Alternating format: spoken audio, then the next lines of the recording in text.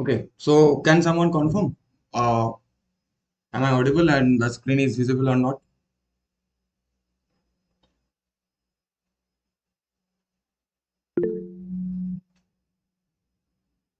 Okay, so let's start the session. Okay, uh, meanwhile they will join. So today is the fourth interaction session on the NPTEL course Design of Steel Structure offered by IIT Kharagpur. My name is Devashish Ponda. I am a doctoral student and a Prime Minister Research Fellow at IIT Guwahati. So let's quickly start today's session. Okay. So today what we will do, we will first learn how to analyze and design another kind of eccentric bolted and welded connection where the load lying perpendicular to the plane of group of bolt or the plane of welded joint. Then we will go to the tension member and we will solve previous year assignments. Okay. So first, so during the last interaction session, what we have learned how to analyze and design that kind of eccentric connection where the line of action of eccentric loading, and the plane of group of bolts, they are on the same plane, right?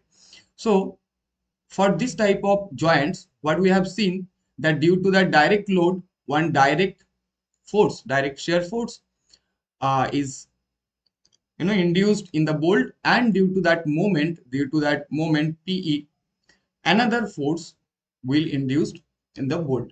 And we have learned how to find out these forces, and then we need to find out the resultant forces. Then we need to check that the resultant forces at the extreme bolt is more or less than the strength of the bolt. According to that, we can say the joint is safe or failure. Now today we will go through another kind of eccentric connections where the line of action of eccentric load is perpendicular to the plane of group of bolt. Perpendicular to the plane of group of bolt. Look here, what you can see that the eccentric load, line of action of eccentric load and the group of bolts are at the perpendicular direction. Like if I draw the coordinate system, then what we can see that this is x, say let's example this is y and this is z. So what we can see that my eccentric load is applied on this plane, xy plane, but the group of bolt, if you see from here, what you can see that group of bolts are on the perpendicular face to the line of action of bolt. Now we have to understand which kind of forces are generated due to that kind of eccentric loading conditions. Okay, so look carefully what you can understand, like due to that direct load. So let me go to the next slide. Due to that direct load, what we came across that due to the direct, if a direct load is applied to the group of bolt, then group of bolt or each bolt will experience equal shear force. So due to that shear direct load, we can easily calculate the direct shear force. Now try to understand what is happening due to that moment. What is happening due to that moment? So think about it. If I apply moment over here like this or over here like this, so what will happen? Just try to understand what will happen, that the bolts which are situated above the neutral axis, say this is my neutral axis. Now I will talk about the neutral axis in detail. So what is the neutral axis? Neutral axis is the axis which differentiate the compression and tensile side. Now just try to understand which kind of action is occurring due to that moment. So due to that moment, when I applying moment like this, what will happen? The bolts which are situated above the neutral axis will experience direct tension. Yes or no? If this will get this kind of moment is applied, these bolts will get elongated, right? And due to that, what happened? The bolts which are situated above the neutral axis will experience the tensile force. And below the neutral axis, what is happening? Look at the section, this portion, or you can see this portion. What is happening here? Here the two plates, the compression is generating between the two plates, right? So two things are occurring due to that moment. One, yeah, Nadim sir, you have raised your hand. So am I audible and the screen is visible? Yes or no? Please someone confirm. Okay, okay. So now think what is happening here. So the bolts which are above the neutral axis will experience tension. Now one more thing, just observe here one more thing, that when we go above from the neutral axis, what is happening, that tensile force induced on the bolt will increase. That means when we increase the distance from the neutral axis, the tensile forces acting on the bolt will increase. Obviously, the bolt which are situated here will experience more tensile force than the bolt situated near to the neutral axis. Okay. Now, the thing is, the first question comes into mind, that why should that neutral axis lies? Why should that neutral axis lies? So code says that the neutral axis for this type of calculations, consider that the neutral axis lies at a distance h by 7 from the bottom. Now I will tell you what is this from the bottom. That means what is, first try to understand what is h. So h or d is the effective depth of this connection, and which is measured from the central line of the extreme bolt on the tensile side to the end of the plate on the compression side. So if we have this arrangement, we can easily calculate the h. Okay, now neutral axis will lie that h by 7 distance from the bottom. Now why this is happening? Because of the, the concept of the area. So the bolts which are above this neutral axis has less area than this. So obviously, what is the concept of neutral axis like? Think about it. We have a dumbbell like this. Okay, so like we have the cross, or we have the mass here 10 kilo. So think and try to understand, and here also 10 kilo. So it's a balance section, right? So why should be the neutral axis? Or just think, if we need to balance this, why it should be your reaction forces, or what should be that neutral axis at the bottom. Now if I increase the mass here, say I make it 20 kilo. So to balance it, now where you need to move? Somewhere here. So that means the cross-sectional area or the mass is where in that side, whichever is increased, so the neutral axis will shift on that side. That's why that says that the neutral axis will be, bottom side, and that value will be h by 7 from the bottom of the connection. Okay. Now, first thing, we have learned that due to that kind of eccentric loading, we have two scenarios. One, due to that direct loading, one direct force is applied, shear force is applied on the bolts, and due to that moment, what is happening?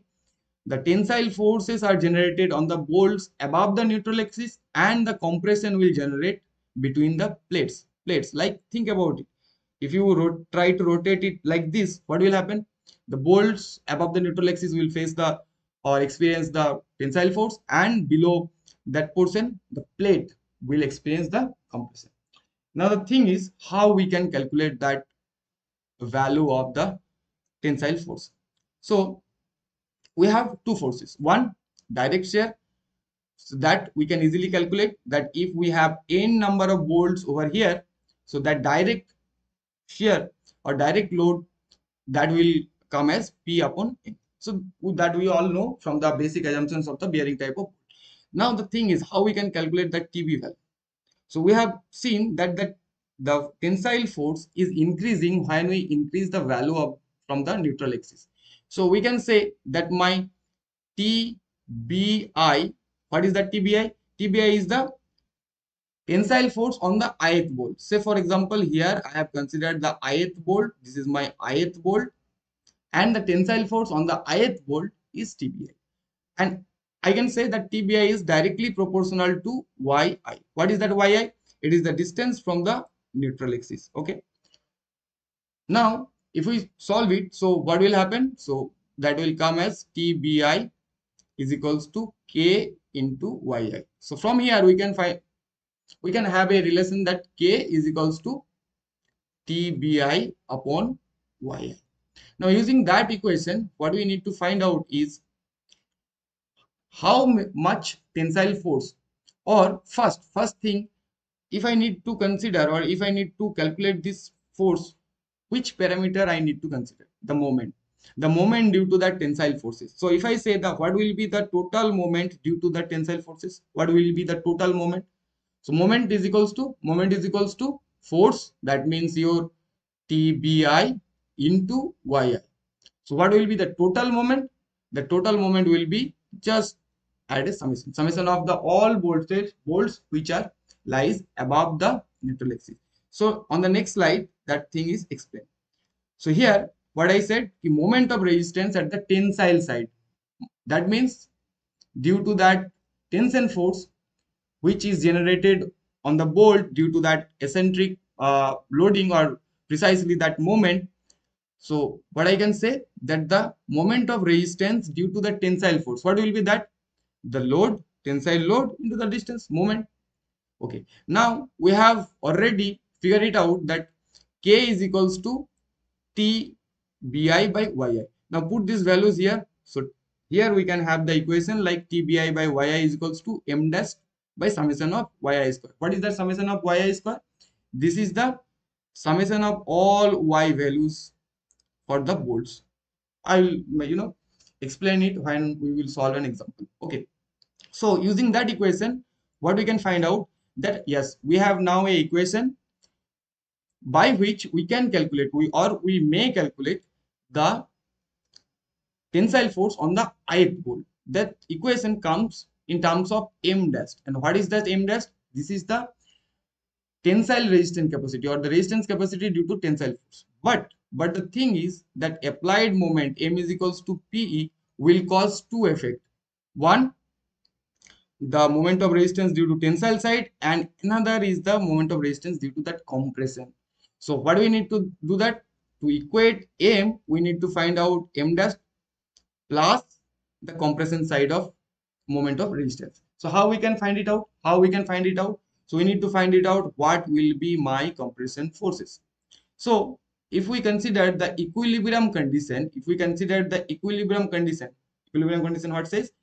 That the total tensile force will be equals to total compression force. So what will be the total tensile force? This value. So what, and this value already we have came across from these equations, that the total tensile force during or due to that all bolts which are situated above the neutral axis will give us this value. Okay, so if we put all these things in this equation, what we will have? This is total moment is equals to the moment of resistance due to tensile side and the moment of resistance due to compression side. So what is the compression force? This is the value of compression force. Now this is a triangular load distribution like this, and somewhere here the compression force is acting. So what will be the CG distance of this line of action of force? So obviously this is a triangle, so 2/3 of h by 7. Okay, that means we have 2h by 21, right? So here I have just equate M is equals to M dash, that moment of resistance due to tensile force, and this is the moment of resistance due to compression force. Now if we solve this equation, we can find out the value of M dash in term of M. Now see this equation. We know M, P into E. We know the value of H. This is the effective depth.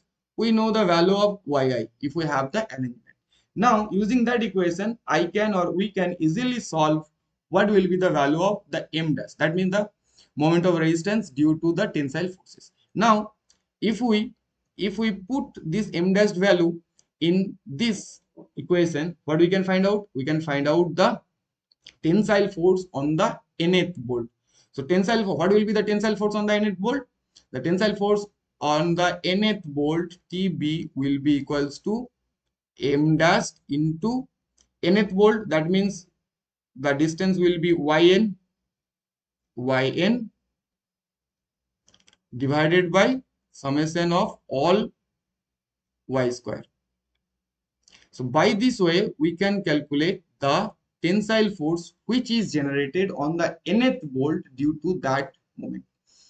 So we have learned that in this type of connections, we have two kind of forces acting. One, direct shear, another is tension on the bolt. So now two kind of forces is acting. So if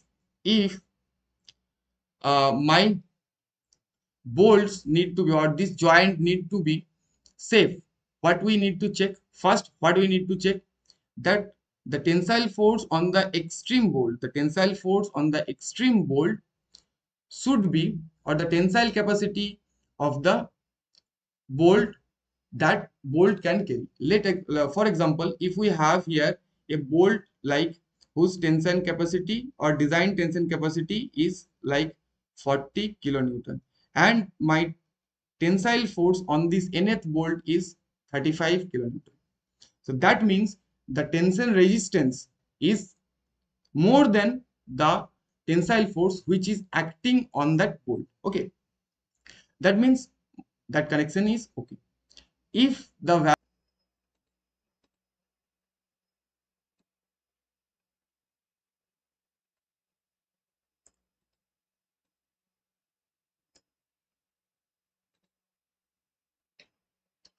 okay, so actually, sorry, I have lost the connections. Okay, so sudden power cut is happened here. So am I audible now? Can someone confirm, please?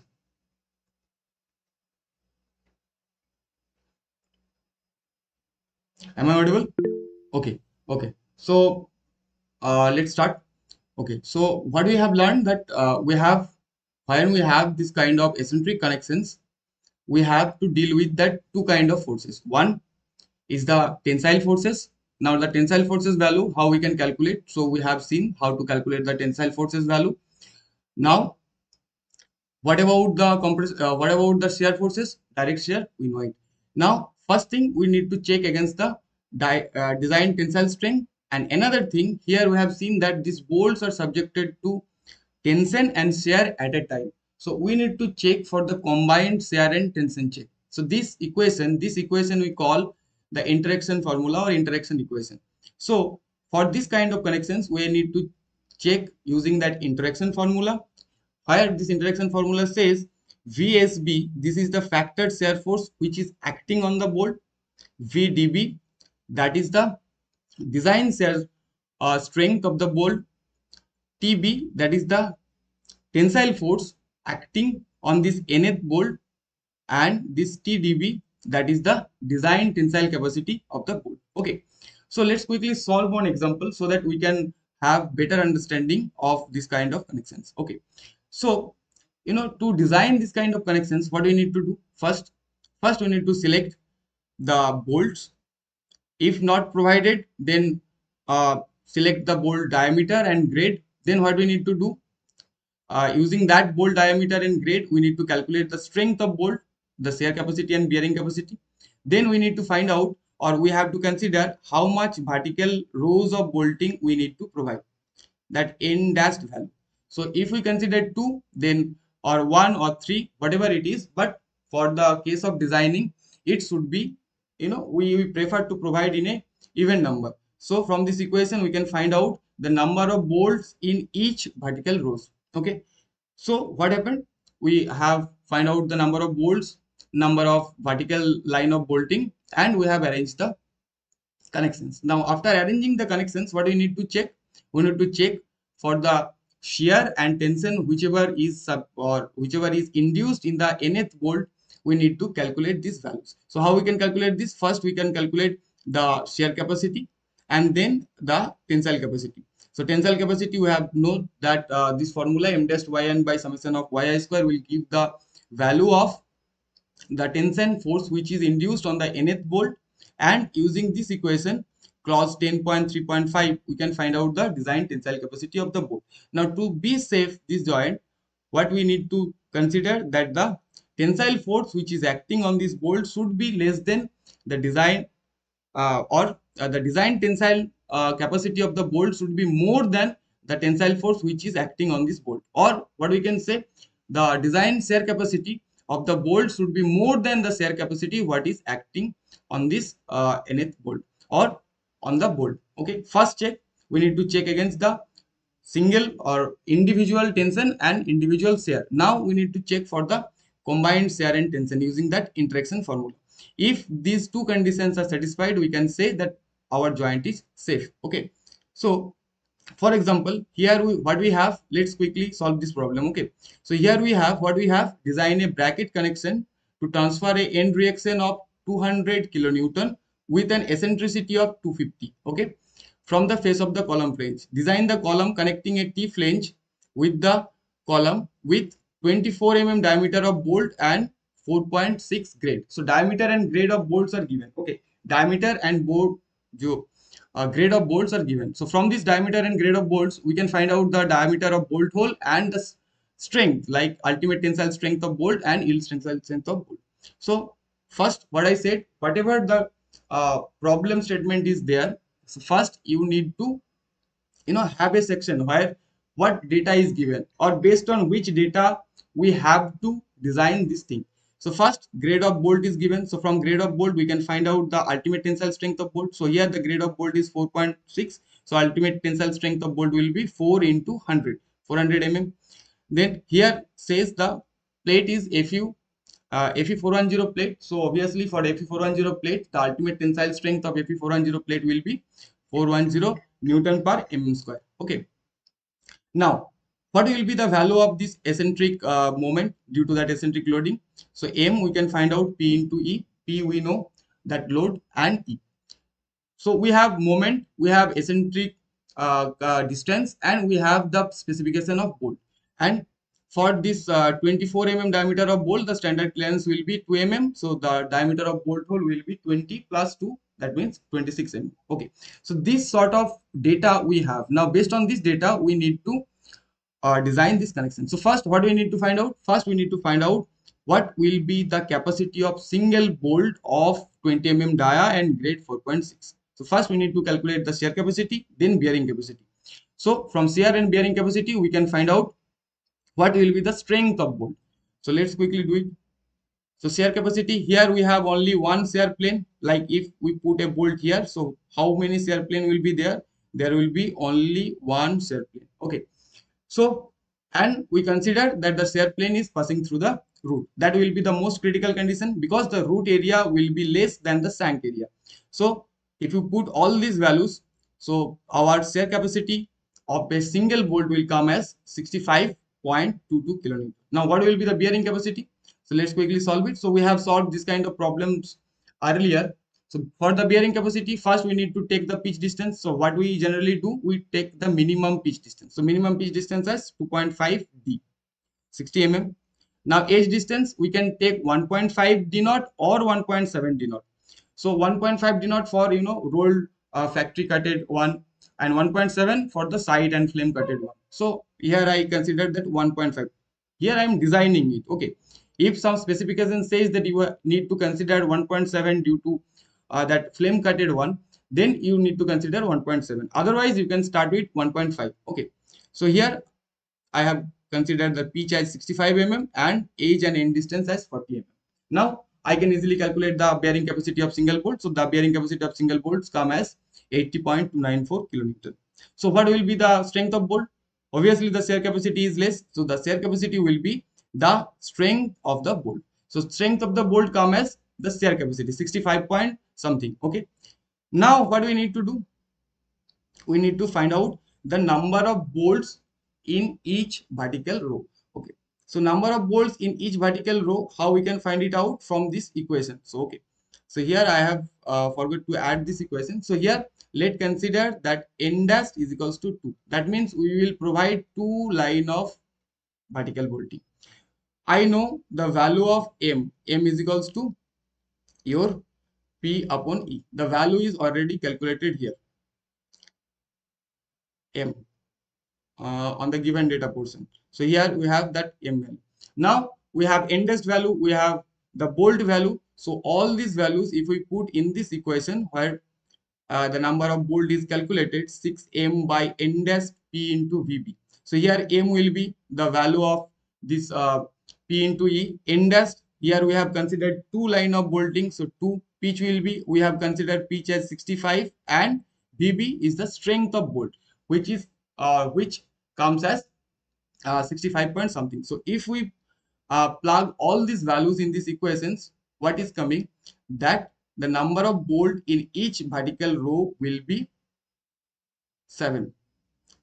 N commas 7. Okay, please do the calculation. Okay, I missed that calculation part, but if you follow the step whatever I have said, then you will find that in each vertical row we need to provide 7 number of bolts. So okay, so we have placed that 7 number of bolts here. 1 2 3 4 5 6 sorry, 6 number of bolts.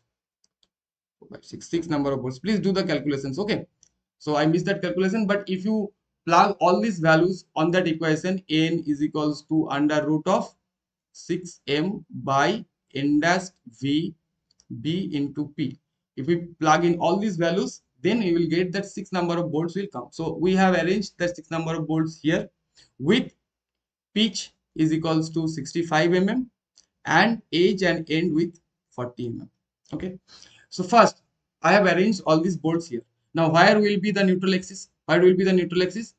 It, so code says that it should be h by 7 from the bottom of the plate. So what should be the h?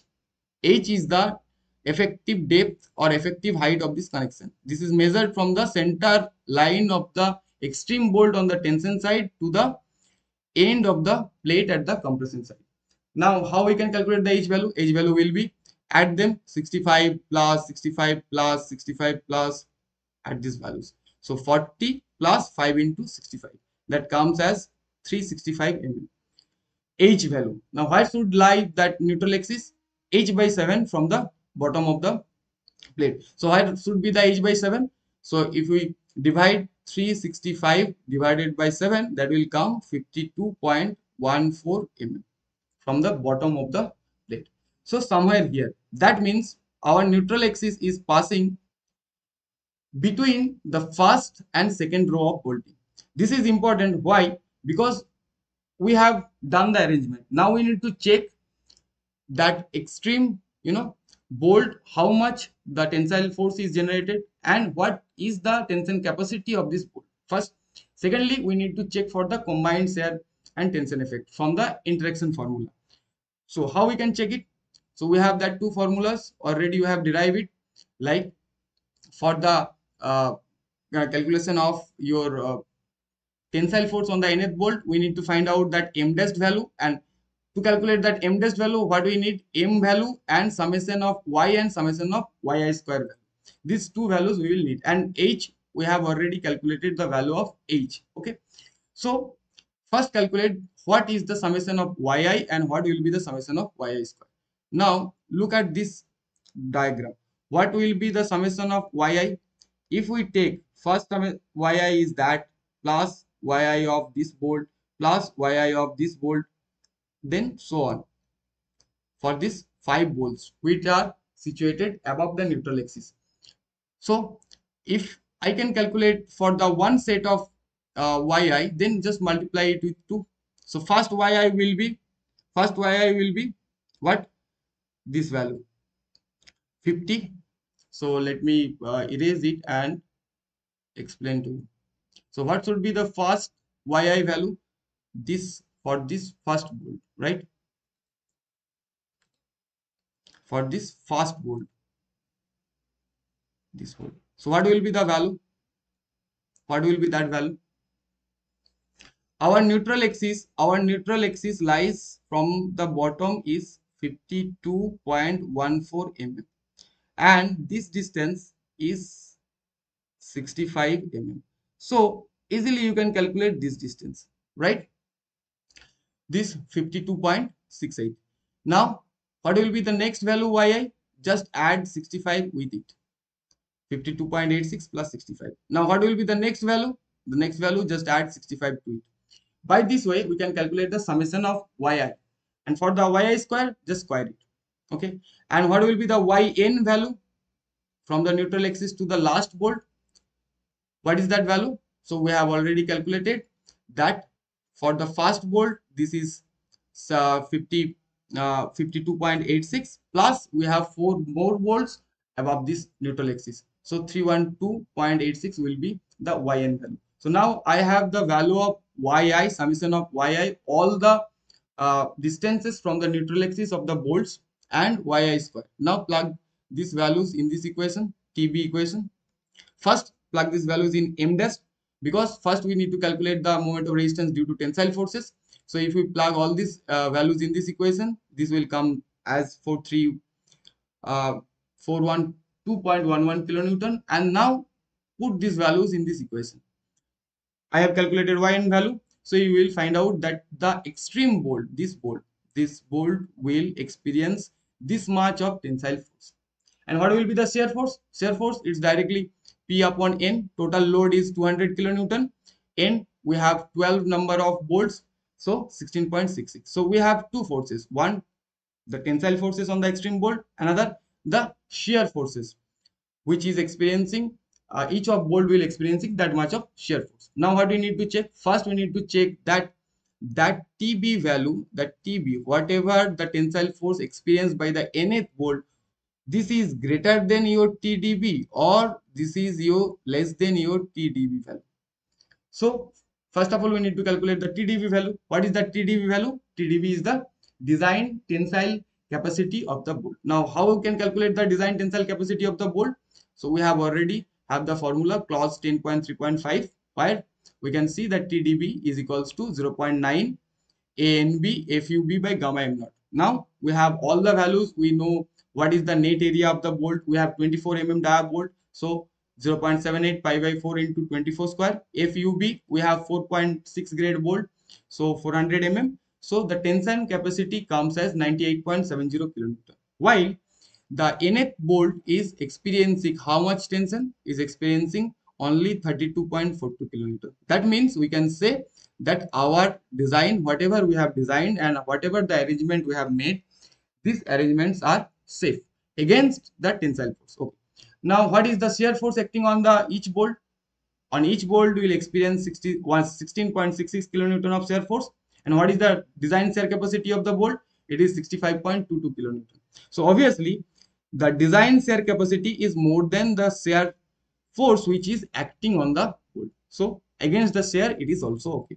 Now we need to check for the combined shear and tension. Now to check the combined shear and tension, we have the equation at clause 10.3.6.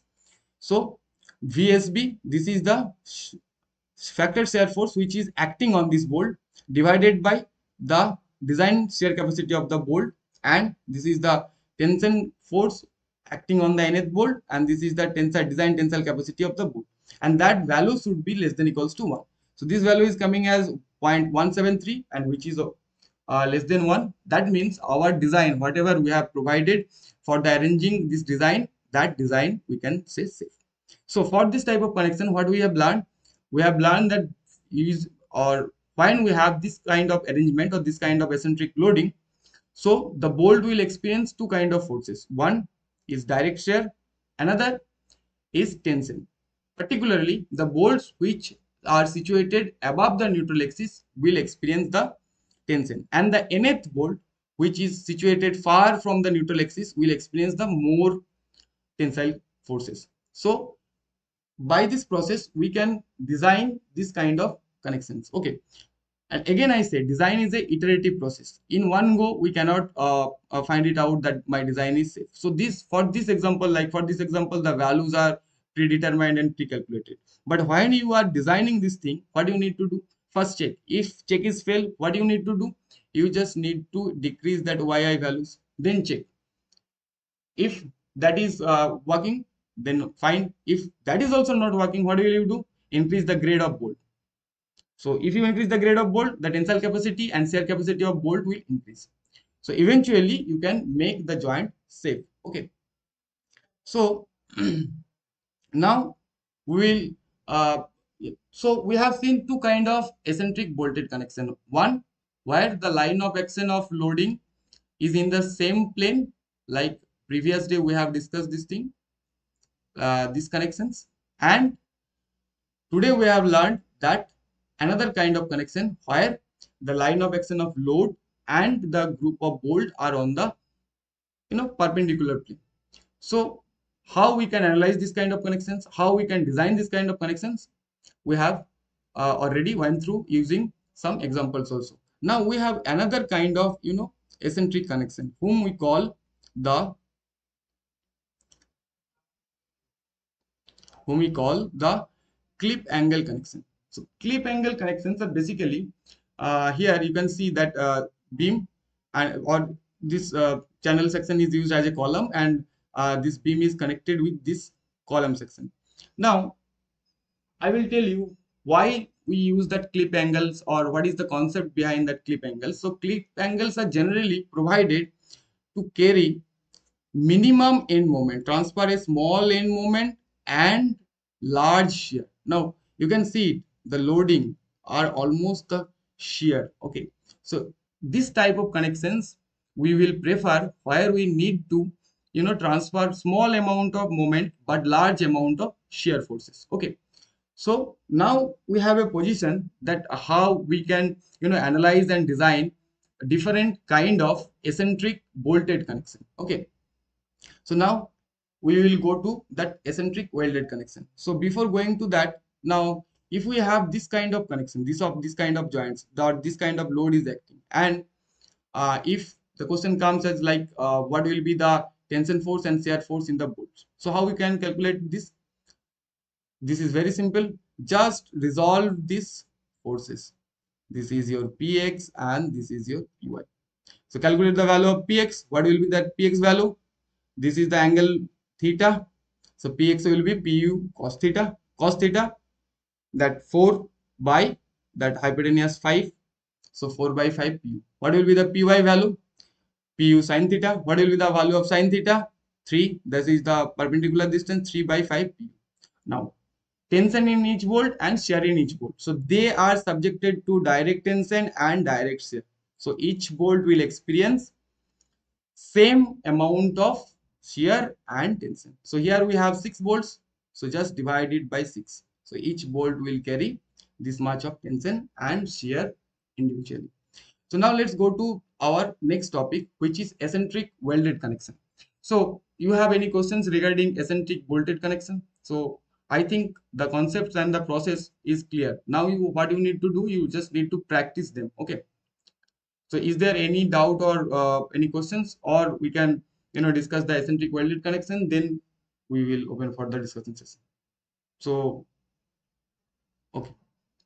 So let's start with the eccentric welded connection. On the last session, we have seen one kind of eccentric welded connection where the line of action of eccentric loading and the welded plane are on the same plane. Now today we will learn another type of eccentric welded connection where the line of action of eccentric load is in the perpendicular direction. Perpendicular direction. So look at this thing. Perpendicular direction. If we see that front view, this is the front view, this is the side view. That means we are seeing from there, and this is the top view. So what is happening here? Here, say here the flange of the beam is here. Okay. Now, if you see the top portion, some gusset or using some angle section, we made the fillet weld. So fillet welding is done on these two sides, and the upper side and the lower side of the section. So we have, if we see from this side, we can see that we have two fillet welds, right? T with throat thickness from this side and Te throat thickness this side. So if we sum them, then this fillet weld thickness will look like this. We have a width of 2 Te and height h. Height, what is that? This is the effective depth or the depth of this connection. Depth of this connection. Okay. So what is happening here? My load is acting on this plane. If I draw the coordinate system x, y and z, my load is acting on this xy plane, but the welding is done on the yz plane, right? So now tell me, due to this kind of welding, okay, this is for fillet weld, we have another kind of weld, groove weld. So this we can make this kind of connection using either fillet weld or groove weld. So we can have two kind of this kind of out of plane eccentric connection. When we will go for the fillet weld, we have two Te. That means we need to provide a full throat thickness on the either side of the connection. But for the groove weld, what is happening? We just need to provide one throat thickness. That means in groove weld, what is happened? This is one plate and this is another plate. Then welding is done over here. So we just need to maintain one throat thickness. On the other hand, for the fillet weld, we need to, you know, add this two side of the throat thickness, because when we calculate the load, that throat thickness will give us the what will be the projected strength and what will be the, you know, that strength whatever weld we have provided. Okay, so first we will go to that fillet weld portion and then we will go to that groove weld portion. So in the fillet weld or fillet type of connections, what we have seen that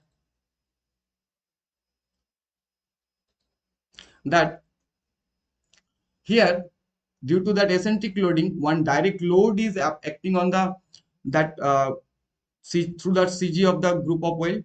So first thing, due to that load, what will happen? That is the direct shear. So obviously direct shear stress will develop. So what will be the value of the direct shear stress? Q is equals to direct load divided by the area, effective area, AW, area of weld. And what will be the area of weld? Here we have throat thickness on the two sides, TE and TE. So total 2 TE. Yes or no? So we have 2 into T into H. So this is the effective area of this weld. So we can calculate that due to the direct load, direct shear stress is induced. Now, one more thing is happening. When this moment is applied, what is happening? Some bending will occur. Look at this. If I apply moment like this, so some bending will occur. That means bending stresses will develop, right? So now what will be the value of this bending stresses? So from the pure bending theory, we can easily calculate that my bending stress Fa by Y is equals to M by I. So from here, that bending stress Fa we can calculate M by I into Y max. Y max, why? Because we are calculating the stress at the extreme fiber, and Y max is the distance from the neutral axis to the extreme fiber. So here Y max is equals to what will be that? H by 2, nothing but that. Now if we simplify this equation, M by Z, this is a square section with B is equals to 2T and D is equals to H. So B H square by 6 is the Z value. So if we simplify this equation, we can have that due to that moment we have a bending stress, and the value of bending stress for the fillet weld will be 6P by 2T into H square. On the other hand, if we consider that butt weld, what will be that value? That value will reduce, that 2T portion will become only T. I will come into it. So due to bending, one stress is developing. This is that Fa. Okay, or we can say this is horizontal shear stress due to bending. Okay, now we have two forces, one direct shear, one due to the direct shear force P, the direct shear stress is developed, and one due to bending.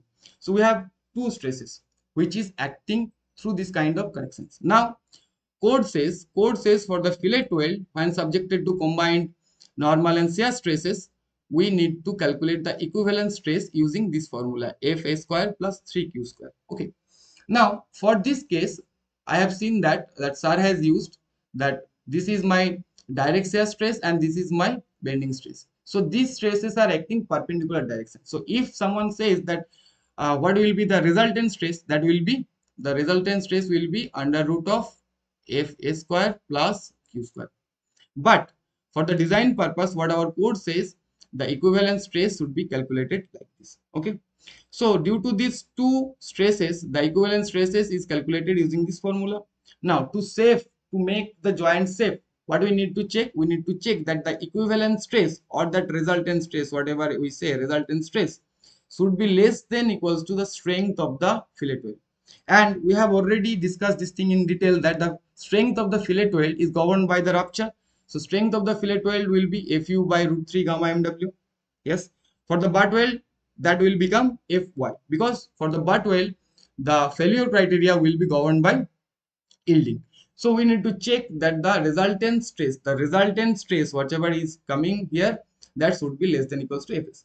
But I have seen that during that course that sir has used this formula. Okay, what will be the difference between this formula? If we calculate the size of the weld using this formula, size will come little less, but using this formula, size will come little higher. So obviously, if we think with respect to the design perspective, so we'll go for the higher values to be in the safer side. Okay, now, so for the case of groove weld, what will happen? So for the case of butt weld, we see for the case of fillet weld, we have seen that two forces will occur. One direct, two kind of stresses will occur. One direct shear stress due to direct loading, and another is due to bending. And we have calculated the equivalent stress or resultant stress. Then we equate this resultant stress with the strength of this fillet weld. Now, what will happen for the butt weld? For the butt weld, what will change here? That here we only need to provide only one throat thickness, right? So what will be the direct shear stress due to direct load? That will be P upon the area. So what will be the area? Area will be here LW. So LW will be D as per this drawing. So this will be P upon D into TW or TE, whatever you mentioned, throat thickness, TE, right? Now, due to bending, what will happen? Due to bending, again, if we use that M by I is equals to F by Y max, what we will find? That FA is equals to nothing but 6PE by TE into D square. Yes or no? For the fillet weld, here we have two throat thickness. That's why we need to multiply that 2 with that throat thickness. But here, what we have?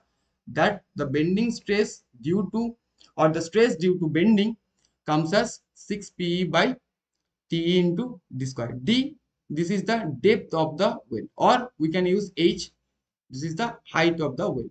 So if we use H, then instead of D, you can write H here. So here also we have two kind of forces. Now we have to find out the equivalent stresses using that formula what code says, FB square plus 3Q square, and then that equivalent stress should be less than equals to the strength of the butt weld. And what I said, the strength of the butt weld is governed by the yielding, Fy by gamma m naught. So on the last class when we have discussed that groove and fillet weld, we have discussed in detail why we consider Fy for the fillet weld and Fu for the butt weld. Okay. Now let's quickly, if we have butt weld, say for example we have a butt weld, and here says that 60 kilonewton eccentric loading is applied with an eccentricity 200 mm. Now if says calculate the vertical shear stress. Vertical shear stress, what will be the vertical shear stress for this case? The vertical shear stress will be Q is equals to P upon the height, this, say if I consider D into TE. Okay. Now, what will be the throat thickness for this case? So, this is a butt joint and complete penetrated butt joint. यहाँ पे लिखा हुआ है. This is mentioned here, double J butt joint. That means it is a complete penetrated butt weld, and for the complete penetrated butt weld, we consider the thickness of the thinner plate. So here only the one thickness is given. So we need to consider that thickness as throat thickness. Okay. Now we can easily calculate the Q.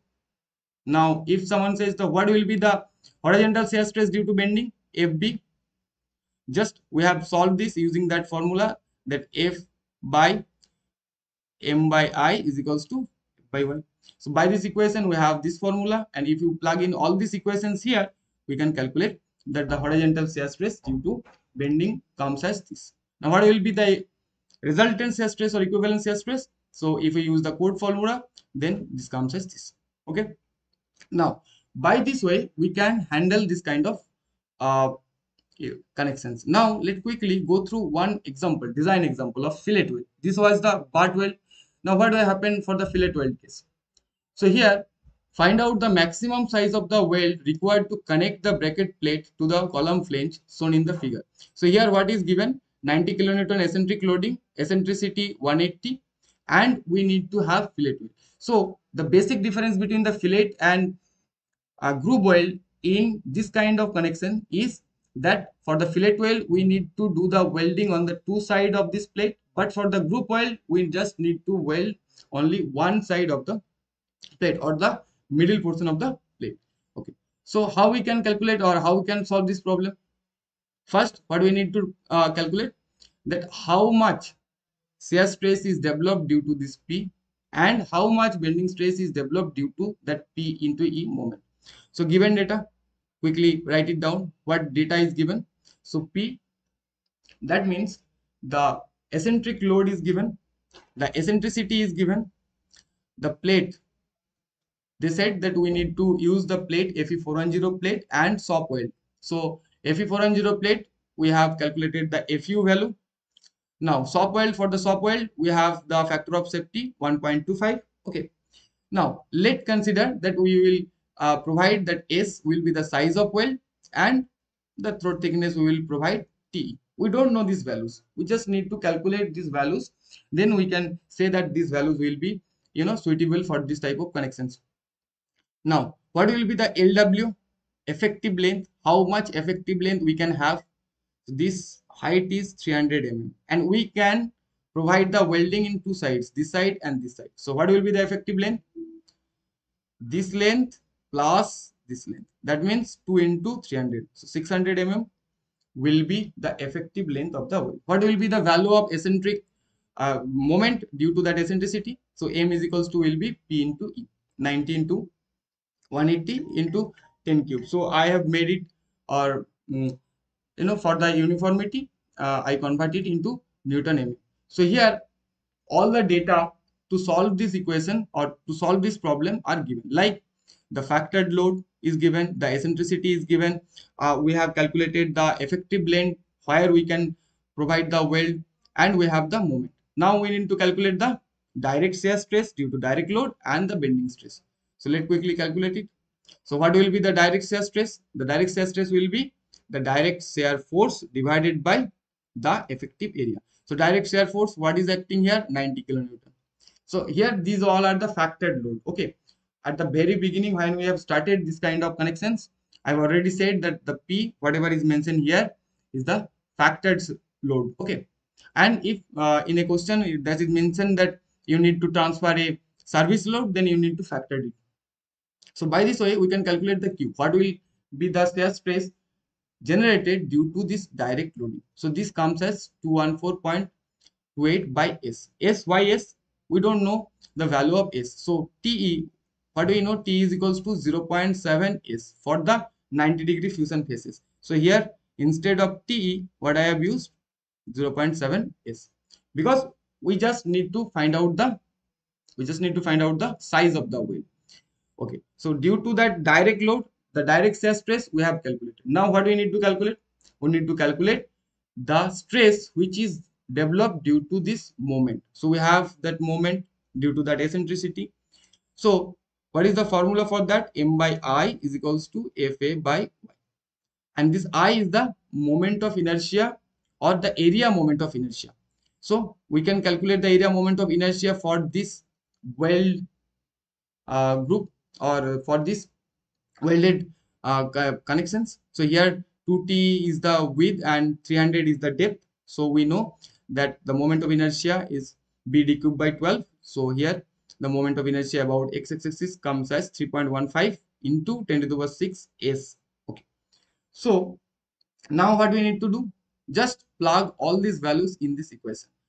I know the moment value, I have calculated I value, I know the Y value.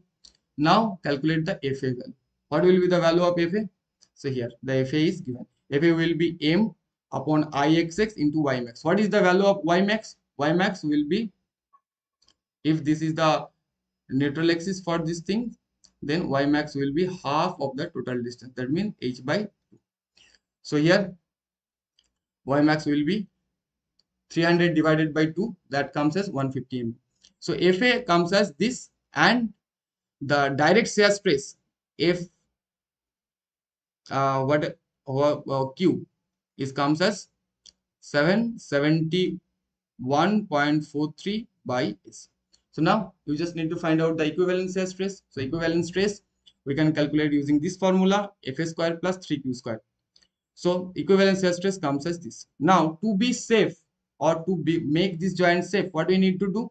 This equivalent shear stress, value of this equivalent shear stress should be less than or equals to the value or the strength of the fillet weld. And how do we know the strength of the fillet weld will be Fu by root 3 gamma mw?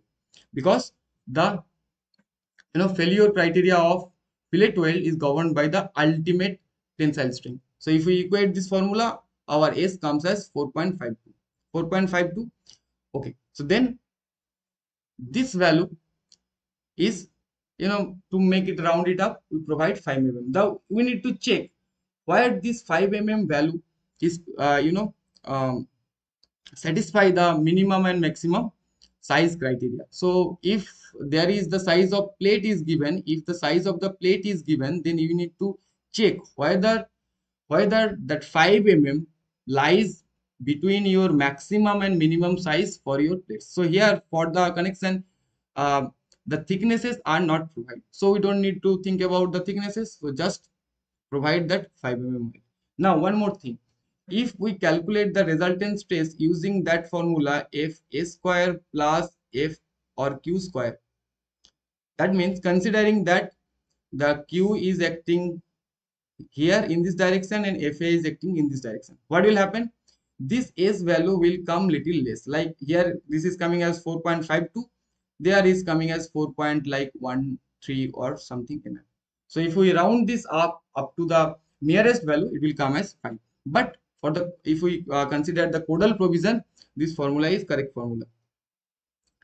Okay, so by this way we can handle, or we can design, or we can analyze this kind of eccentric welded connection. Okay, so let me recap quickly how this kind of welded joints we can analyze and design.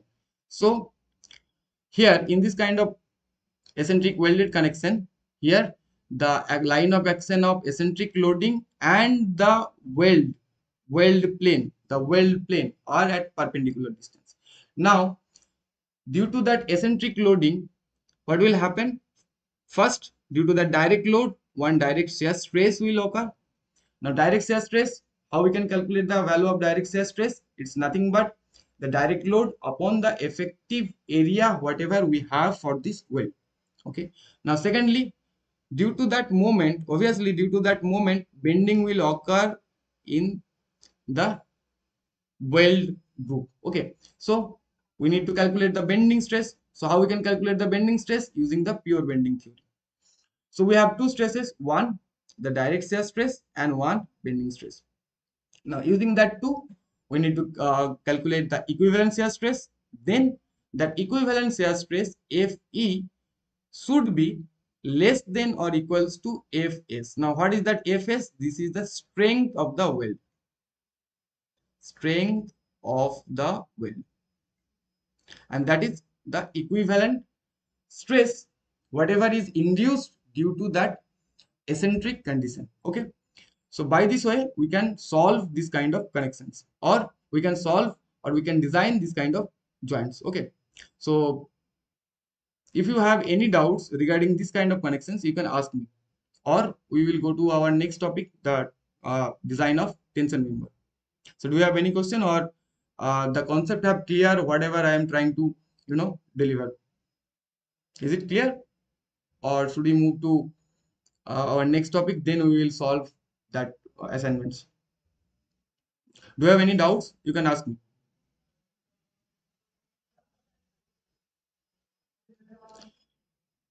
Direct shear stress, due to that direct load and due to that moment, one bending stress will occur. So we just need to calculate the equivalent shear stress, then we need to equate that equivalent shear stress with the strength of the weld, whatever weld we have provided. If we provide fillet weld, we need to equate it with the strength of fillet weld. If we provide the butt weld or groove weld, we need to equate it with the strength of the groove weld. Okay. So now quickly move to our next topic, that is the tension member. So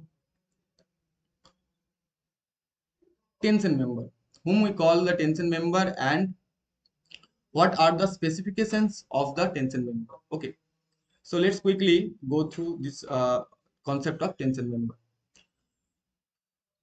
So let me quickly share this screen again, because this thing is happening here. Okay, just wait for 1 minute.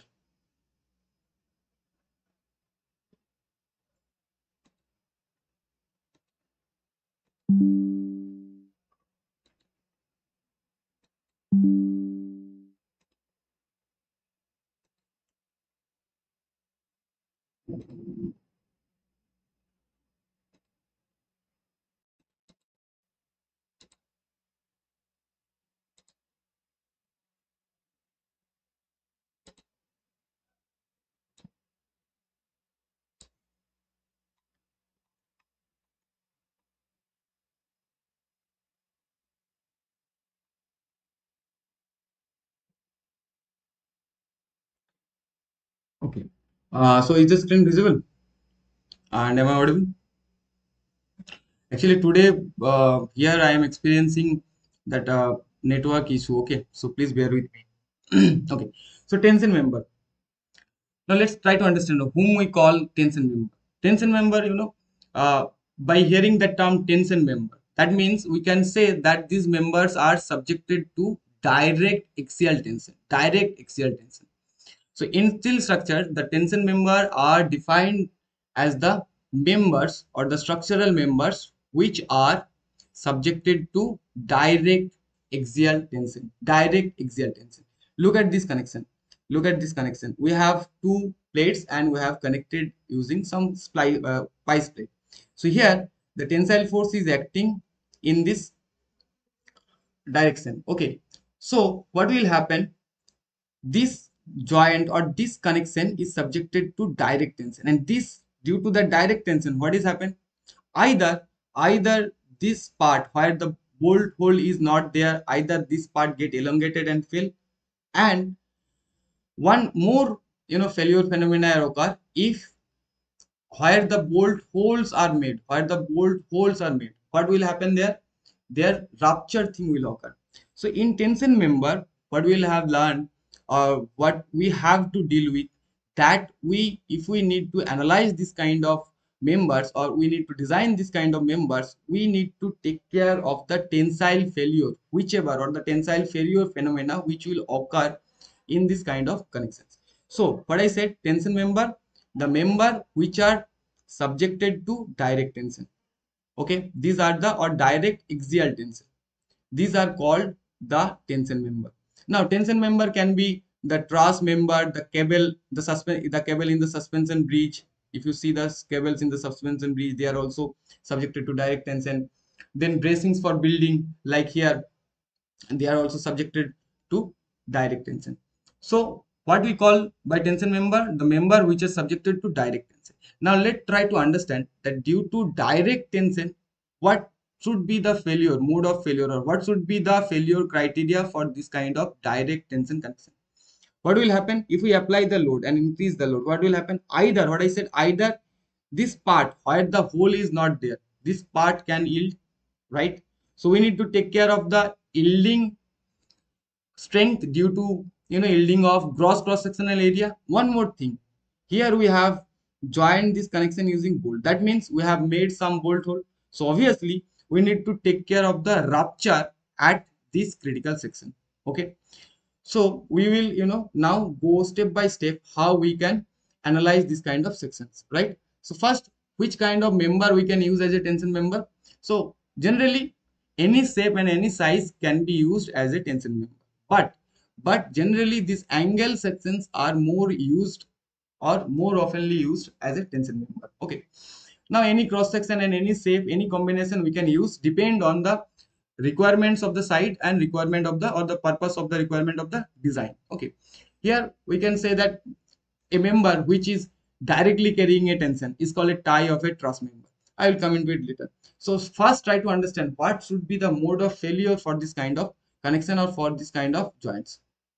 First, what I said, if we apply the load, two phenomena can occur. Either this portion where the bolt hole is not there, the yielding occur.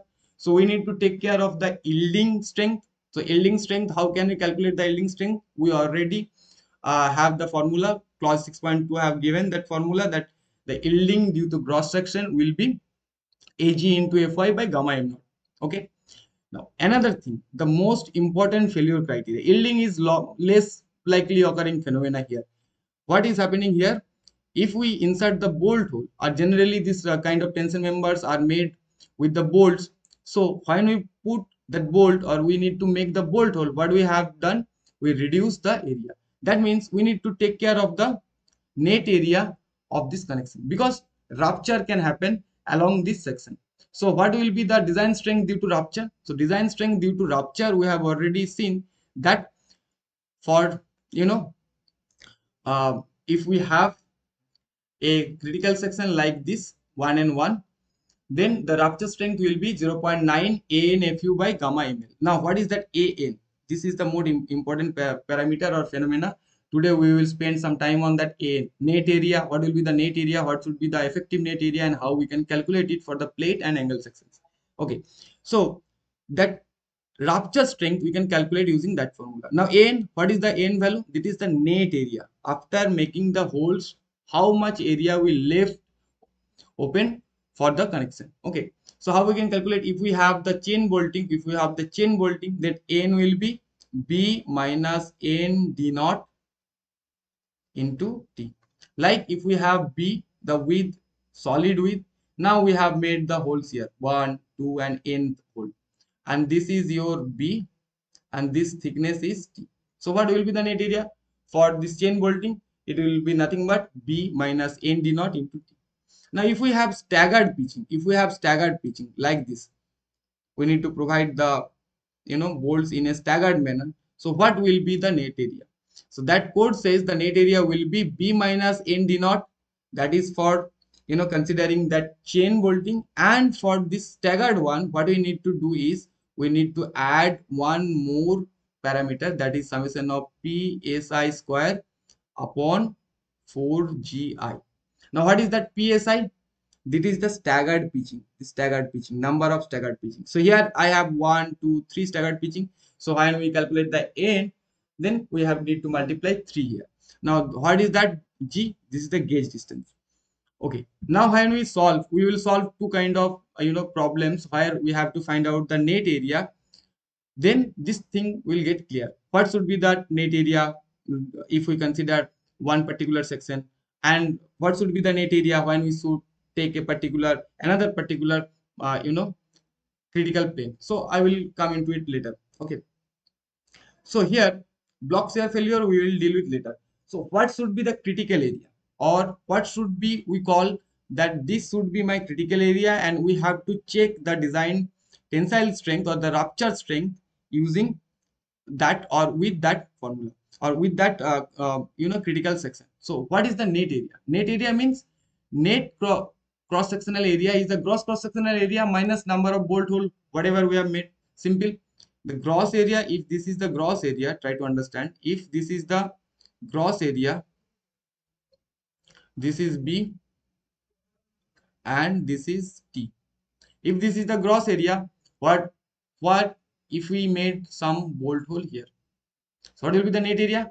The gross area minus the number of bolt hole. Now this is the net area. Now whom we call a critical section. Like here you can see we have a section here, 1 section, right? That can be my critical one. Critical section means the section which have less net area. The section which have less net area. So here I have, say for example, 1 section. We need to calculate the net area for this 1 section. Now if I consider that no, the failure may occur 1, then 2, then 2, then 1, according to that plane. So if I consider this section, I need to calculate the N for this. Say for example, for 1, I have N value, say for example 10 mm square. Now when we consider 1, 2, 2, 1, now N coming as, say for example 8 mm square. And again, say for example 1, 2, 3, 2, 1. For this section, the N is coming as, say for example 11 mm square. So what will be the critical section? What will be the critical section? The section which will have the less net area. And net area, how we can calculate it? We have that formula. If we have the chain bolting, we just need to B minus N D naught into T. And we have the staggered kind of bolting, then we need to add some more parameter, due to that staggered pitching and gauge, and that is summation of 4 psi square upon 4g. So just we will solve one example regarding this. So what is the net area? Net area is nothing but the gross area minus bolt hole. What is the critical section? It is nothing but the section which is having the minimum net area. Minimum net area. Okay. Now how we can calculate the net area? Just we will solve some example. Now should we call the effective net area? We come to know that this is the net area. Now, when we will deal with the tension member, we need to consider the effective net area instead of the net area. Now, what is the effective net area? The effective net area actually, depends upon some factors like ductility factor, hole reduction factor, geometric factor, and shear lag effect. These all factors I will cover in detail when next class when we will study that tension member in details. But for now, just try to understand that my effective net area will be depend on some factors like my ANE effective net area will be some factors, say alpha into A, and this alpha will cater all these values like ductility factor, hole reduction factor, geometric factor, all these things. Like if we increase the ductility, the tensile capacity will increase, hole reduction factor, geometric factor, and shear lag effect. All these factors, the design tensile strength of this tensile member will depend on all this kind of factors. Okay, so we will go into that factor later on the next class. Today just try to understand, if we need to counteract all these factor, we just need a provide a single factor that alpha will be counteract or cater all this kind of ductility factor, hole reduction factor, shear lag effect. Shear lag effect, very important phenomenon, I will discuss in on the next class. So this will be the equation for the net effective area.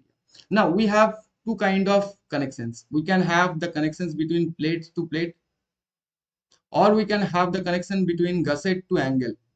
Because what I said, that we very often use the angle section for this type of connection. Now when we deal with the plate section, like one gusset plate is here and another plate is connected like this as a tension member, bolting is done here. So this is the connection between plate to plate. When we will handle this kind of connection, then we need to calculate the effective area as per our code IS 800/2007. That will be only that net area. Net effective area will be the net area. Net effective area will be the net area. Now for the angle section, code says for the angle section you need to consider, because when we will consider the angle section and when we will design the section using that angle, one very important phenomena will occur, and that phenomena we call shear lag effect. Shear lag effect. So we cannot avoid this phenomena of shear lag effect. So code says to counteract these effects, just incorporate one factor, and this factor will depend on number of bolt used for this connection. Like if we have two bolts here, say for one bolts here and one bolts here, two bolts here. So for the 2 volts and less than of 2 volts, this factor is 0.6. If we have 3 volts, like we have 3 volts, like this connection will look like this. So if we have 3 volts, then this factor will comes as 0.7. Now if we have 4 volts and more, this factor comes as 0.8. Now here I am talking about the bolted connection. Now if we have connection like this, if we need to connect one gusset plate and angle using the weld, so here we will provide fillet weld here and we will provide fillet weld here. So now if we use the weld here, so what should be the effective net area? For that also code says, if you are using the weld, then the alpha value should be 0.8. So now from this slide, what you have understood, that if we have plate section like this gusset plate and this plate, and we need to calculate the effective net area, then the effective net area will be the net area. And what is the net area? Net area is the, what is the net area? Net area is the, tell me, gross area minus number of bolt hole. What is the critical section? The section which have minimum net area. Okay. Now for the angle section, what do we need to do? For angle section, our effective net area should be equals to alpha into A, and this alpha value will depend upon the number of bolts for the bolted joint, and for the welded joint the value is only 0.8. Okay, now if we solve one example, then this thing will get clear. Now see what this example says. An ISA means Indian Standard Angle Section. So we have a Indian Standard Angle Section of 100 mm, 75 mm into 10 mm. That means this angle section will look like this. The length of this leg is 100 mm. The length of this leg is 75 mm, and the thickness is 10 mm. Now what this question says, that this connection is made with 3 number of 18 mm dia bolt hole. 3 number of 18 mm dia bolt hole. That means if we draw these connections, so what I can say, so this will look like this. The angle will be there like this. Here we have 3 bolts, 1 here, 2 and 3. So like this, the connection is made like this. First thing, the question number 1 says we have made a connection between a gusset and a angle section ISA 100 into 75 into 10, and there are 3 bolts, 1, 2, 3. Okay, find out the net effective area. So first they said they find out the net effective area for 3 bolts of 18 mm diameter, then find out the net effective area for 8 mm thick fillet weld. So first we will go to the bolt one, then we will go to the weld one. So for the bolt one, what will happen for this bolted case? So bolted case, we need to find out, first we need to find out the AN, net area. Then we need to multiply this net area with some alpha to get the net effective area, right? So how we can calculate the net area? So for angle section, we have 2 legs. One leg which is connected to the gusset plate, we call the connected leg. This leg we call connected leg. Connected leg. Okay. And the leg which is not connected to the gusset plate is called outstanding leg. Outstanding leg. Okay. So first we need to find out the net area of this connected leg. So the connected leg is connected using the gusset using the bolt of 18 mm. That means per cross section we have made a hole for this 18 mm dia bolts. So for the 18 mm dia bolt, what is the diameter of hole? It is 18 plus 2, 20 mm. Okay. Now what will be? So we have 2 cross sectional area. This will be gross cross sectional area because we don't made any hole here. But here we have made 1 hole per cross section. So net area of the connected leg, what will be the net area of the connected leg? That 100, this is the total length of this leg, minus the diameter of bolt hole, and minus, why I that deduct this 10 by 2? Because here you can see, here we have a overlap portion. So we just need to come to this portion, up to the half of this portion, to get the net area of the connected leg. So this is 10 by 2, that means the thickness upon 2, because ultimately we will add 2 areas. So if we don't deduct these areas first, then what is happening? The area will increase by the overlap portion.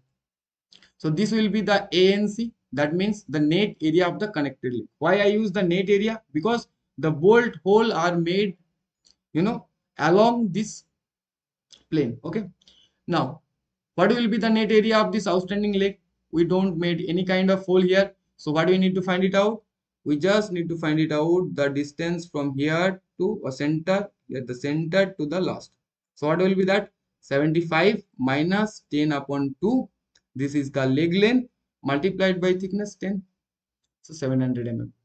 So net area of the connected leg comes as 750, and the net area of the outstanding leg comes as this. So what will be the total net area? The total net area will be the net area of the connected leg plus net area of the outstanding leg. This. Now here we have how many bolts are there? We have 3 bolts. So for 3 bolts, what our code says, what is the value of this alpha? What is that value of this alpha? What code says? Equals to 3 bolts, the value of alpha is 0.7. Okay, so just put the values here. So our effective net area for this connection will be 1015 mm square. Clear? Now come to the weld part. If the welding is done, what will happen? So if the welding is done, so there is no reduction in area. So net area of the connected leg will be, just we need to calculate the area of this leg. So total is 75. We just need to come up to half of this length. Sorry, this is 100.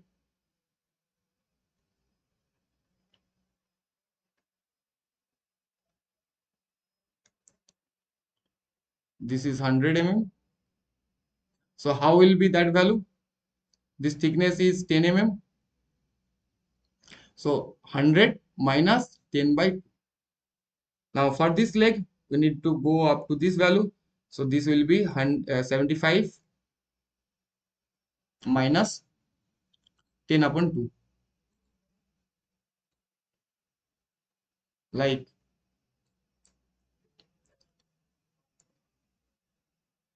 75 minus 10 by 2.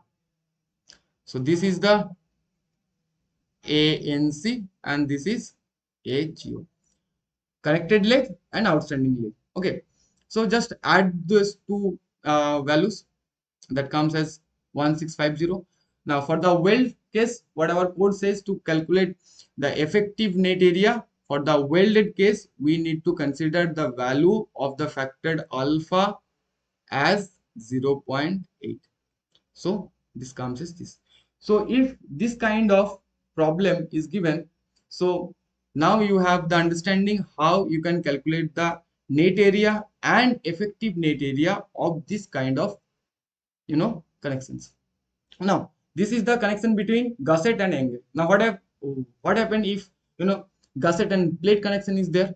So next example shows that if there are gusset and plate connection, what will be the net area and what will be the critical section. So here this example says that one Indian standard flat plate of 116 to 8 mm. So this is the flat plate of 160 mm and the thickness of this plate is 8 mm.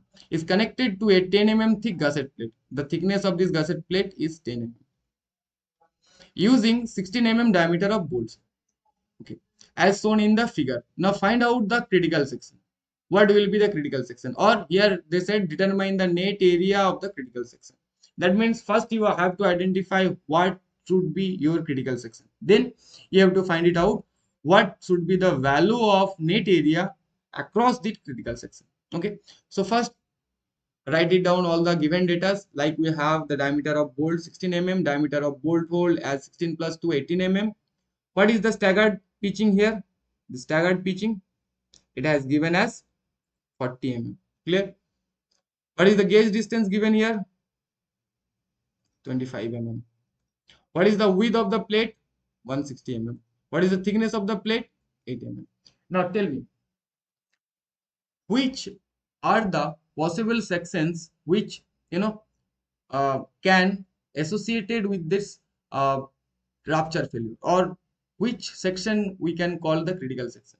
So first we have to calculate the net area along this one. This failure can occur along this one portion, or the failure can occur 1 2 2 1 and this kind of calculate this kind of or this along this critical section, or but we can find it out that this.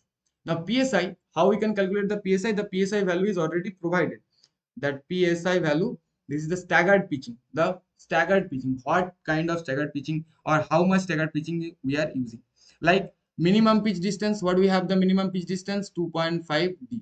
Like for the staggered pitching, what we have said that these values can be increased by 50% for the staggered pitching. If the values are not provided and if you are designing this, you can use that clause and you can use this phenomenon. But here the staggered pitching is provided like this 40 mm. Look, this 40 mm is provided here. What is the pitch? Pitch distance is the center to center distance between two consecutive bolt measured along the direction of application of load. So this is the pitch, and here we have zigzag bolting. So this length or this length is called the staggered pitching. So how much is this length given? 40 mm. So this is already given here. Clear? So first, what we will see, that we need to find out the critical section or net area along first 1 1. So first we will calculate the net area along this 1 1 section. So 1 1 section, tell me, in 1 1 section how many bolts are there? Hole are there? 1, 2 and 3. 3 bolts hole are there. So for the path 1 1, the net area will be B minus N D naught into T, because it's a chain bolting, right? This path is chain bolting. There is nothing staggered or staggered pitching is there. So 160, this is the width. Now how many bolt holes are there? 1, 2 and 3 bolt holes are there. So 3 into 18. What is the thickness of this plate? What is the thickness of this plate? 8 mm. So along this path 1 1, we have the net area 848 mm square. Now when we consider the along this path 1 1 2 2 1, this here we have the staggered pitching. So for this case, for this path 1 2 2 1, we have how many bolts are there? 1 2 3 4. 4 bolts are there. Now how many staggered pitching are there? Staggered pitching, one staggered pitching and another staggered pitching, 2 staggered pitching are there. So N will be B minus N D naught. How many bolt holes are there? 4 number of bolt holes are there. How many staggered pitching are there? 1 and 2. So 2 into, what is the value of staggered pitch? 40 square. Now gauge, 4 into gauge distance. What is the gauge distance here? 25 mm.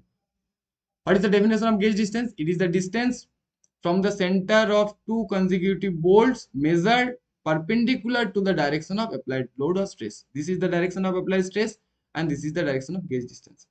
So 4 into 25 into 8. Clear?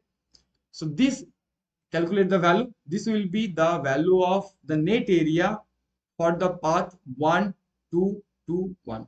Okay. Now if we need to calculate the net area for the path 1 2 3 2 1, for the next slide we have the better understanding, and we have, yes. So now if we need to consider this path 1 2 3 2 1 and this, so tell me, as per this path how many bolts hole are there? 1 2 3 4 5. So 5 number of bolts hole are there, in that path, right? How many staggered pitching are there? Tell me, how many staggered pitching are there? Quickly. As per this path, how many staggered pitching are there? 4, right? Very good. 1 2 3 4. Okay. So now put all these equations. So 160 is the B. 5 number of bolt hole are there as per this path or along this path. Then we have, for this path we have 4 staggered pitching. So 4 into 40 square, because the staggered pitch is given as 40 mm, and then 4 into gauge distance. So that comes as 107 mm square. So what we can see, that the path, this path, please calculate this value. I think this value will come as 8, something more than 848. Can you calculate this value and quickly tell me what is the value of this across this path? Quickly. Can someone? So if you see that this value is also come higher than this value. So obviously what will be my critical section? The section which will have the less net effective area.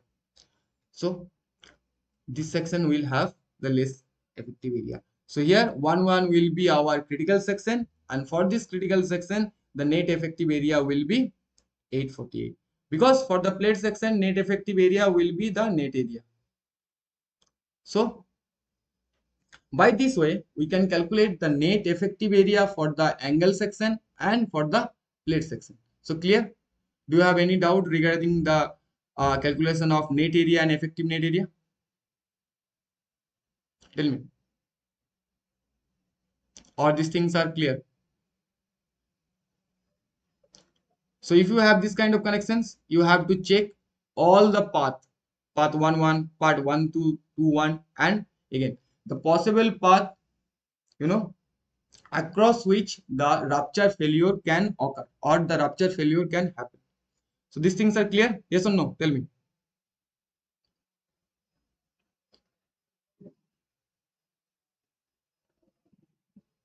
Then we will solve or go to that.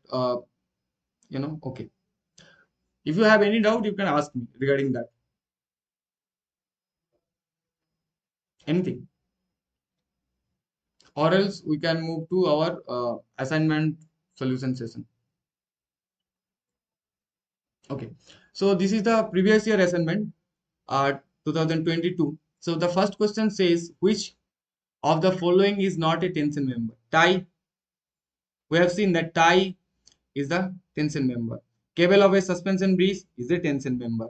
So these two are tension member. But column and strut, these two things are not the tension member. Column and strut. Strut, whom we call strut, it's a structural member which is subjected to compression forces. And column, we know that the column are made to take the compression loads. So which of the following is not tension member? Which will be the option? Which will be the option? D. Right? Yes or no? Column and strut. These two are not the example of the tension member. These are the compression member. Now, question number 2, what says that in an eccentric connection, when load is lying perpendicular to the plane of group of bolt, the tensile force in any bolt above the line of rotation, that means above the neutral axis, will be that from the neutral axis of the rotation. So what we have seen, that our TBI is directly proportional to your YI. Yes or no? So what will happen? Directly proportional to its distance. Clear? Okay. Now move to our next question. What it says? For eccentric connection, when load lying perpendicular to the plane of bolt, that means the connection which we have analyzed and designed. The line of the portion neutral axis is assumed to lie at what height measured from the top edge of the bracket. Okay, given the depth of the bracket measured between the top edge and bottom edge is equals to 300 mm, and the distance between the top edge to the line of the bolt is 55 mm. Okay, so let me clear these things. What this question says. So read it. For eccentric connection, when the load lying perpendicular to the plane of group of bolt, that means this kind of connection where the bolt is subjected to shear and tension. Okay. Now what says that the distance, the given depth of the bracket measured between the top edge and bottom edge equals to 300 mm. Top edge and bottom edge is 300 mm. That means this distance is given as 300 mm. Top edge to the bottom edge. Okay, so what should be our h effective height for this connection? What I said, the effective height should be the distance from the central line of the extreme bolt on the tension side to the end of the compression side. So what will be the h? Okay, let me clear that question. And one more equation, one more distance is given, the distance between the top edge of the bracket and the central line of the topmost of the bolt. That means this end distance is given as 55 mm. So total connection length is given as 300 mm and the end distance is given as 55 mm. So what will be the value of h? So the value of h will be equals to 300 minus 55. That means 245 mm. Okay, h value. We have find out the h value. Now, what says the distance of the neutral axis from the top edge? They said that calculate the distance of the neutral axis from the top edge. That means we need to calculate this distance. This distance we need to calculate. So, how we can calculate this distance? We know this is 300 mm up to the bottom, and we know this value is, this value will be equals to, this value will be equals to h upon 7. We have calculated the value of h. If we calculate the value of h by 7, what will be that value? 245 upon 7. That means 35 mm. So this is 35 mm. Total is 300 mm. So what will be that distance? 300 minus 35. That comes as 265 mm. Clear? So first read what values are provided in the example, then solve it. Okay, clear? Okay. Now move to next question. What says in the above equation, in the above question, okay, in the above question, the compressive force act as a distance of that from the bottom edge. Okay, you can calculate from the bottom edge h upon 7. What is the value of h? We have calculated on the previous example. H is 245. So no, compressive force. Okay, the compressive force. They said where the compressive force is acting. So where the compressive force is acting? It's a triangular load distribution. So obviously the compressive force will act from this side 2/3 of h by 7. So h by 7 is comes as, our h by 7 comes as, our h will, what was the value of h? 35. H by 7 comes as 35. Now the compression force will act 2/3 of that h by 7. That means the compression force will act from the neutral axis 2/3 of this 35, right? So in the question says measured from the bottom edge. So this is the value from the top edge. So what will be the value from the bottom edge? Nothing but 35, that is the total h by 7 minus this value. This value I think comes as 2/3 of 35 as 23.33 mm. So 35 minus 23.33, that comes as 11.67 mm from the bottom. If this question says what will be the line of action of compressive force from the neutral axis, what will be the value of this distance from the neutral axis? If this question says that calculate the value or the distance of the compressive force from the neutral axis, what will be the value? So that will be nothing but 2/3 of your h by 7. That means 23.33 mm. So this force, if I draw it in a bigger picture, so here somewhere here the compressive force is acting. Say we can, direction I give here. So C is acting, and this total distance of this is h by 7. So obviously this is a triangle. What should be the CG of this triangle from this edge? From this edge, this CG of the triangle will be 2/3 of this h by 7. And what will be the CG from this side? It will be 1/3 of h by 7. So if you want to calculate it directly, you just put it 1/3 of h by 7. You will have this value as 11.67. Clear? Okay. Now move to next question. What it says, choose the correct interaction formula. Correct interaction formula which is used for eccentric connection. So we have used this formula again and again. So what was that? What is that? Now B, right? Why C? Square. The square of the factored shear force acting on the bolt divided by the design shear force plus the tensile force or the factor tensile force which is experienced by this bolt divided by the design tensile capacity. That should be less than 1. So the option B should be the correct answer. Now move to our next question. Okay, the effectiveness of the tension member depends upon, okay, when I said that ANE, that net effective area will depend upon some factor K1, K2, K3 and K4, 4 factors I've said, then our net area. So these factors I will tell in details on the next class. this K1 that cater the ductility factor, this K2 that cater the fabrication method, that K4 that cater the sterile leg effect. That means we need to consider all of them. That means the effectiveness of tension member depends on all above. Okay. Now move to next question. Calculate the net area of angle section which is connected to a gusset plate using 20 mm diameter of bolt through single leg. Okay, single leg. So here, if I draw this, just before some time we have solved this kind of example. So here, this is the gusset, and here we have the angle section. And now they said this is connected using 20 mm dia of bolt. Okay.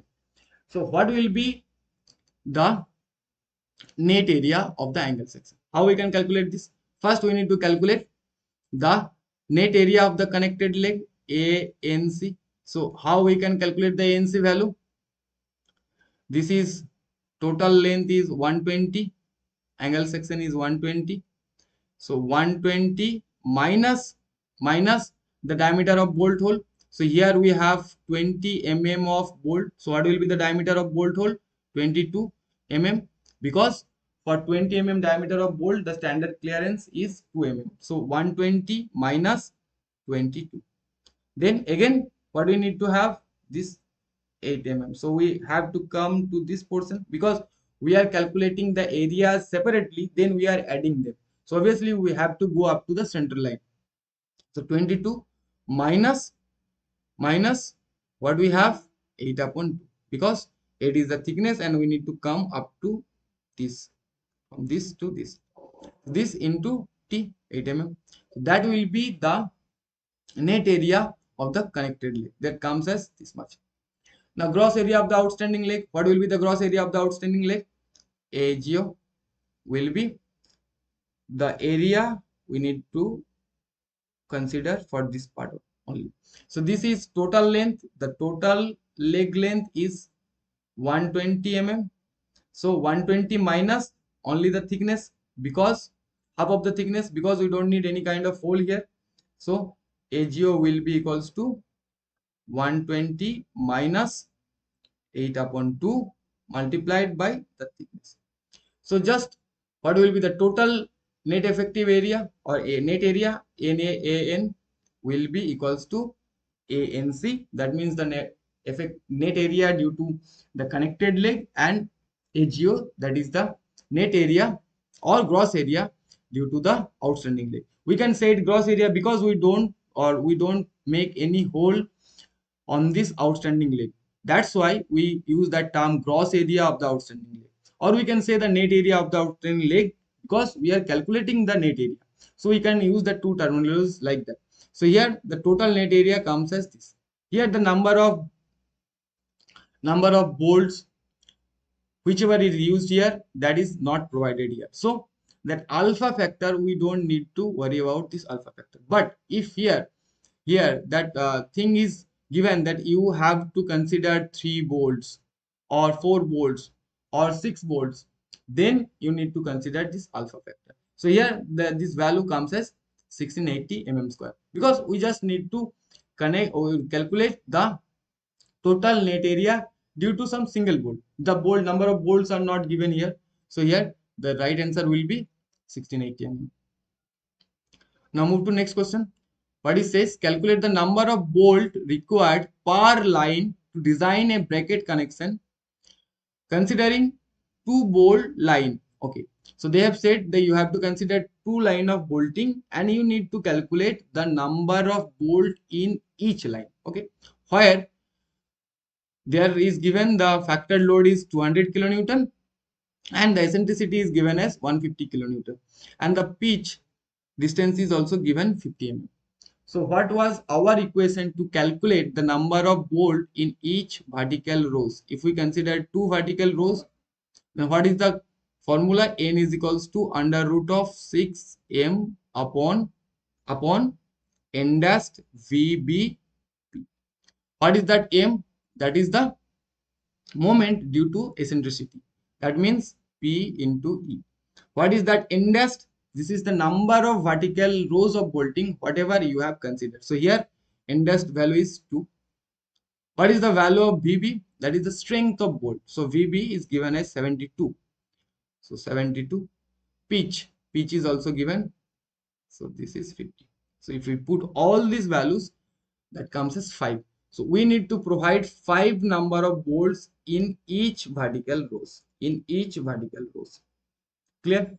So by this way, we can calculate the number of bolts in each vertical rows. Clear? So what will be the answer? If the answer is given, then the 5 will be the answer. Okay. Now here, another question. What if that says two plates of size 300 mm and 80 mm connected by 4 number of 20 mm dia bolt as shown in the figure. And this bolting is done, in staggered manner. So if staggered pitch and gauge and edge distance, okay, staggered pitching PSI is given as 50 mm, okay, and what is given? The gauge length is given, G is equals to 40 mm, and end and edge distance is given as 36 mm. What it says? He calculate or find out the net area along this critical path. Along this critical path 1, 2, 3, 4, 5, 6 under axial tension. So how we can calculate it? It's a staggered pitching. We have just calculated how we can find out the net area. So how we can find out the net area? So the formula of net area is AN is equals to B minus N D naught plus summation of PSI square upon 4G multiplied by T. So tell me, along this path, how many bolt hole are there? Along this path, how many bolt hole are there? 1, 2, 3, 4. 4 bolt hole are there. So here they have used diameter of bolt is 20 mm. So what will be the diameter of bolt hole?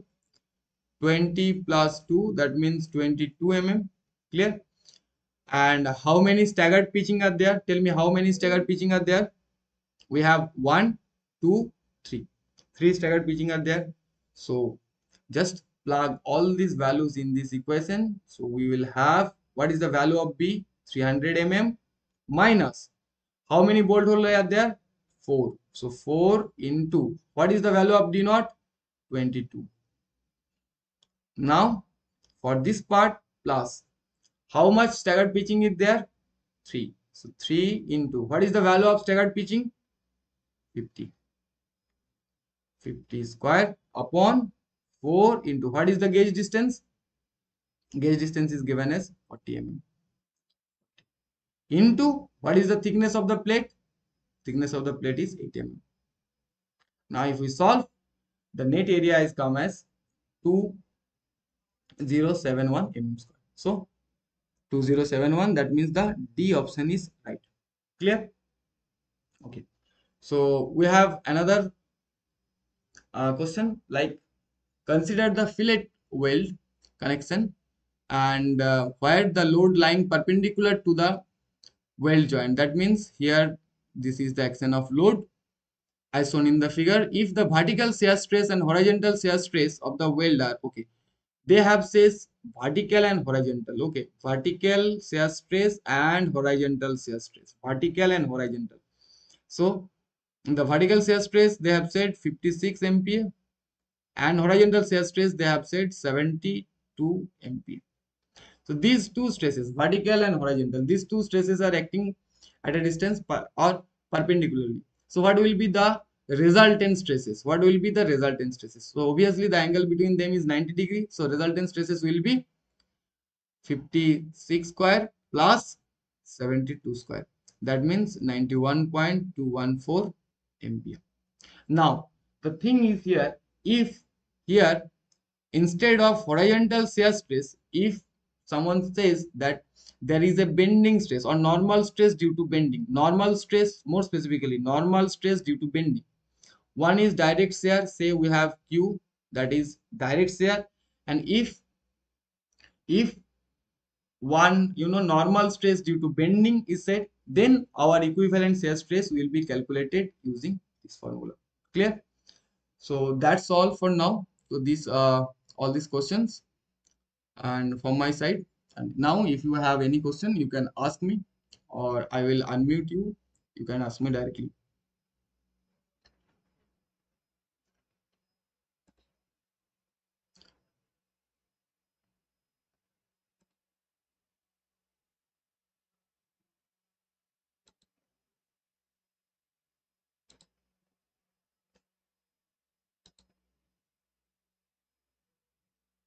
Link of the session. Okay, I will provide the link of the session. I will upload that on your, uh,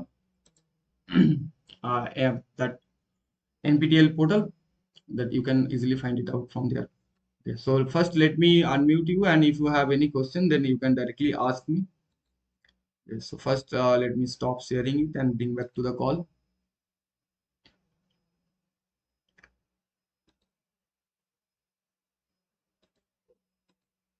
Yeah. So you have any question or any doubt, then you can ask me. Or we can conclude the session here.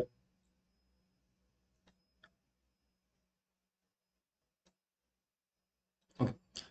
So you are feel free to ask. If you have any question, you can ask me. Or you can just write it down in the chat box, or I can, try to answer them. Yeah. Do you have any doubt or any, particularly regarding any kind of problems? Then you can tell me. You just write it down in the chat box. I will, answer them.